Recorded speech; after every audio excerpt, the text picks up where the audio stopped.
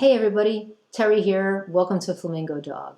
And today we're going to talk about an ingredient that is going to take your cocktails to the next level.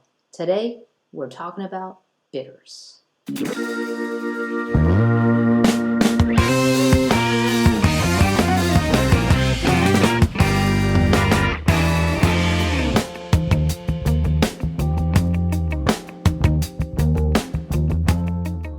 So what are bitters and what do you actually do with them? A lot of people look at them as mysterious and kind of hard to figure out. A lot of bartenders use them and they use all different ones. But the home bartender, a lot of times, you really mostly only see this one familiar bottle, the bottle with the real strange, label on it. It's too big of a label for too small of a bottle, but there's a story behind that. So what do you do with bitters? What are they? All right. Well, what they really are, what it comes down to, is that they're a neutral spirit. All right. So there is alcohol in bitters, usually 30 to 45% alcohol in them. And you take this neutral kind of grain spirit and they infuse bark or seeds or some kind of plant matter. And every one of these has their own special secret recipe. As a matter of fact, the Angostura bitters, which I'll talk about in a second, there's supposedly only 5 people on the planet who know the recipe and the ingredients into this, and they all have promised not to fly on the same plane. So it's kind of an interesting story. There are actually 2 types of bitters. There's cocktail bitters, which is what we're talking about today. There's also something called potable bitters, and that includes things like Campari and Aperol, Amari, things that are bitter, but you drink them in a little bit more. You have a little more volume in that. You drink it more as a cocktail itself, as not really an additive. So the credit for the actual invention, I guess, really more the commercialization of bitters, because the stuff was invented, bitters were kind of invented back in the Renaissance. But Dr. Johann Ziegert in 1824 kind of commercialized bitters. And what he did is he created Angostura. He named it after a town in Venezuela. And the bitters were actually kind of created to aid in digestion and to also as a stimulant for the Venezuelan army. In 1830, House of Angostura was created, and that's, like I said, that kind of commercialized bitters. There's also a couple of other companies that you probably have heard of. Fee Brothers, they have a lot of peach and mint, that's kind of their thing. Also Peychaud, which is a New Orleans brand of bitters. They are used in a Sazerac. They've got a lot of anise and a lot of mint in them. But again, as I mentioned, bitters has got a lot of, organic plant material in them. And so there's a lot of things that kind of go into them. Now, there's some new kids on the block too. Lately I've seen on my Facebook feed, because I look at all the stuff, I guess they kind of feed the stuff to me. Scrappies is one of them. Bitter Cube is another one that I've seen. And the one that I actually went for and got is El Guapo. So I got a combination pack of El Guapo bitters because I wanted to up my game as it related to making drinks at home and to make them a little bit more complex.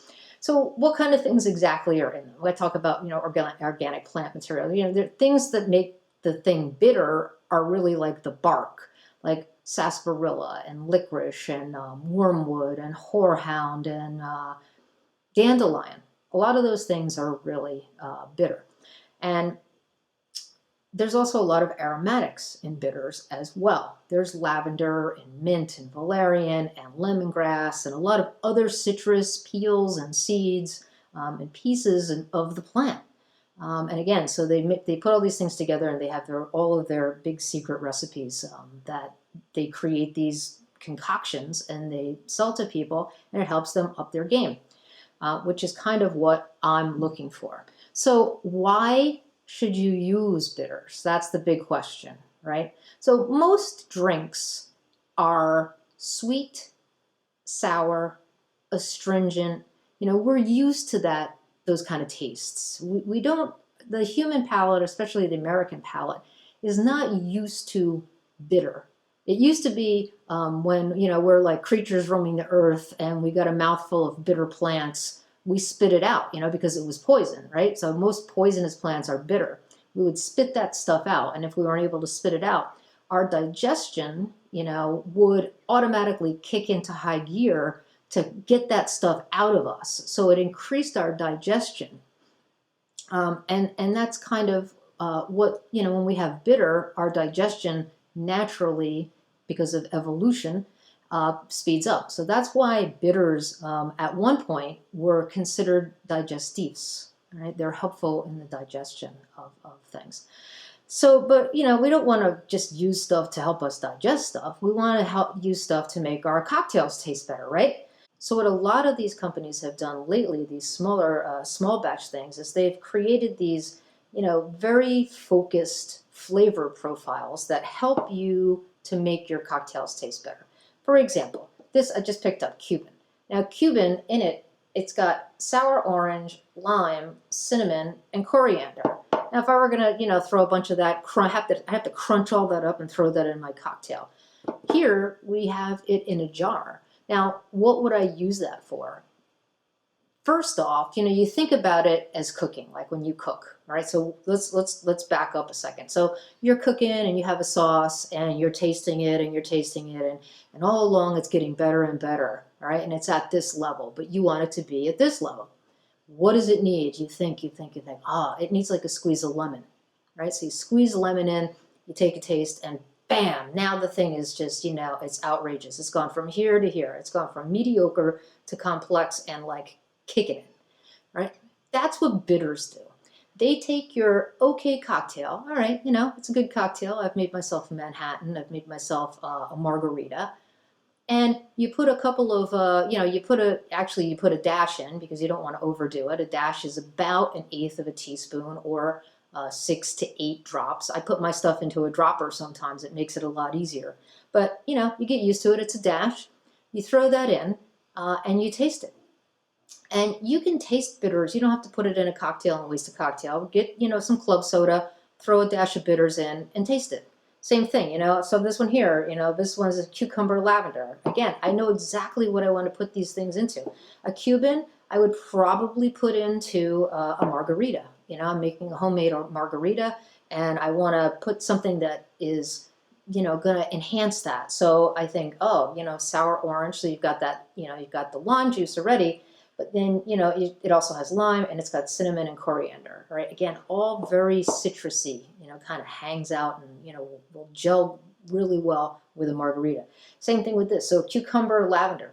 For me, all right, so this has got cucumber and organic lavender. I would throw this in a martini, a gin martini in a second. Or even, if you were making a vodka drink, you could throw this in to give a little bit more complexity. What do we have here? Oh, chicory pecan, all right? So there's that, and here's like the holiday pie, all right? So both of these, so chicory coffee, Louisiana pecans, and then this one has pumpkin, pecan, apple, and sweet potato.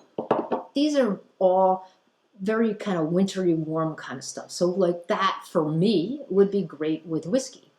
The other thing that I've done with this already is I've thrown some of this into my coffee, like this chicory pecan. You don't have to just put it into a cocktail. You can put it into your coffee. You can put it into anything, really. Anything you want to have a different kind of a flavor profile, and be creative. Don't be afraid. This is a bitters. It's a blood orange bitters that I bought a while ago. And again, this is this doesn't have a shaker on it, so I put it in one of my little dropper bottles. And again, this is one of the most, the Angostura aromatic bitters is one of the most well-known. So I've got that in my, they say you don't put them in the refrigerator. I actually have these two guys in the refrigerator. These I don't have in the refrigerator. I don't know, so would be. So I love making drinks. I love experimenting with drinks, and you should do that too. You should look and see if you can find, you don't have to buy 50 bitters. You can buy one. Start with Angostura. Start with Peychaud. Buy something, if you see something in the store, orange or whatever, or go online and, order a couple of things and try them out. Because believe me, this is going to make a huge difference. It's just that little extra that you need for your cocktails. So that's my personal journey down the bitters highway.